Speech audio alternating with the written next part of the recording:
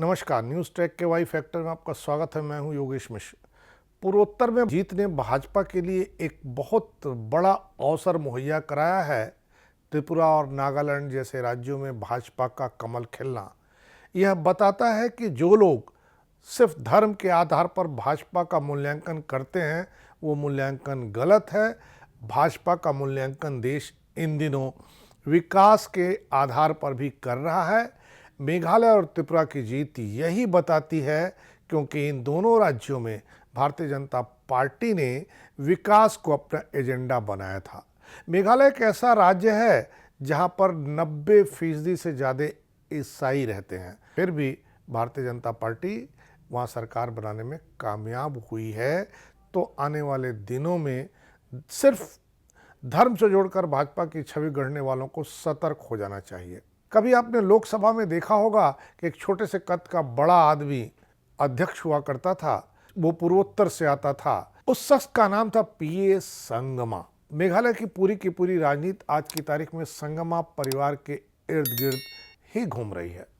Bharatiya Janata party की विजय के पीछे भी संगमा परिवार ही खड़ा है। मेघालय में कोनराड संगमा फिर मुख्यमंत्री हैं। राज्य में भाजपा के समर्थन से संगमा की नेशनल पीपुल्स पार्टी सत्ता में लौट आई है। 2018 के चुनाव में त्रिशंकु विधानसभा के बाद भारतीय जनता पार्टी समर्थित गठबंधन के तहत संगमा मेघालय के मुख्यमंत्री बने थे। भारत में सबसे कम उम्र के मुख्यमंत्रियों में से एक 45 वर्षीय कोनराड संगमा एनपीपी के पूर्व नेता, मेघालय के मुख्यमंत्री और 9 बार के लोकसभा सदस्य पूर्णो अगितोक संगमा के बेटे हैं। 1990 के दशक के अंत में उन्होंने अपने पिता के अभियान प्रबंधक के रूप में अपनी राजनीतिक यात्रा शुरू की। उस समय उनके पिता कांग्रेस का हिस्सा थे। 1999 में कांग्रेस से निकाले जाने के बाद पीए संगमा ने शरद पवार के साथ मिलकर के एक नई पार्टी बनाई, जिसका नाम इन्होंने रखा राष्ट्रवादी कांग्रेस पार्टी, जिसे आज भी एनसीपी के नाम से जाना जाता है। 2008 में संगमा एनसीपी के टिकट पर मेघालय विधानसभा के लिए चुने गए थे।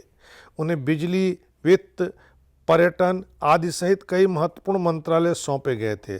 उन्होंने मेघालय का वित्त मंत्री बनने के 10 दिन के भीतर राज्य का पहला बजट पेश किया था।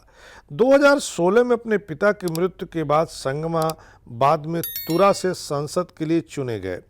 उसी वर्ष एनपीपी का नेतृत्व उन्होंने संभाला। 2018 में मेघालय राज्य विधानसभा चुनाव के बाद तुरा के सांसद के रूप में संगमा ने इस्तीफा दे दिया। हालांकि उनकी बहन अगाथा संगमा के उपचुनाव में तुरा से चुने जाने के बाद निर्वाचन क्षेत्र परिवार के हाथ में ही रहा। संगमा की एक और बहन है क्रिस्टी, जिसने खुद को राजनीति से अलग रखा है। बागडोर संभालने के बाद सीएम संगमा ने पर्यटन को बढ़ावा देने, औद्योगिक विकास को बढ़ावा देने और मेघालय के बुनियादी ढांचे में सुधार के लिए काम किया।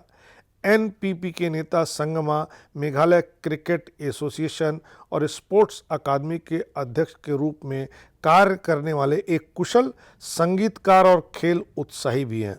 कोनराड संगमा का पालन पोषण दिल्ली में हुआ और दिल्ली के कोलंबस स्कूल से उन्होंने तालीम पाई। इंपीरियल कॉलेज लंदन से वित्त में एमबीए पूरा करने से पहले उन्होंने पेंसिल्वेनिया विश्वविद्यालय के वार्टन स्कूल से उद्यमी प्रबंधन में व्यवसाय प्रशासन में स्नातक की डिग्री प्राप्त की। संगमा ने 29 मई 2009 को पेशे से डॉक्टर मेहताब चंदी से शादी की। उनकी 2 बेटियां हैं, अमारा और कयान। राजनीति के अलावा संगमा अपने पिता पीए संगमा के नाम से चलाए जाने वाले फाउंडेशन से भी जुड़े हैं, जिसके मार्फत वह तमाम सामाजिक कार्य पूर्वोत्तर में करते हैं। यह फाउंडेशन शिक्षा और पर्यावरण के क्षेत्र में बहुत उल्लेखनीय काम करता है। ग्रामीण मेघालय इलाकों में इस फाउंडेशन द्वारा 4 स्कूल भी संचालित किए जाते हैं। कोनराड संगमा इलेक्ट्रिक गिटार बजाते हैं, heavy metal band Iron Maiden के प्रशंसक हैं। भले ही मेघालय में अपनी सरकार बनाने के लिए गठबंधन का सहारा लेना पड़ा हो भारतीय जनता पार्टी को, लेकिन गठबंधन ऐसा नहीं है जो पहली बार है। यह गठबंधन पहले भी रहा है। देश की सियासत एनडीए और यूपीए के बीच विभाजित हो रही हो तो गठबंधन के मार्फत सफलता का मूल्यांकन केवल करना अच्छा नहीं होगा। यह जरूर है कि पूर्वोत्तर के राज्यों में भाजपा का कमल खिलना भाजपा के लिए एक नई पटकथा का लिख जाना है। इस बार इतना ही। अगली बार फिर मिलेंगे किसी नए सवाल पर नए ढंग से बात करने के लिए। तब तक के लिए नमस्कार।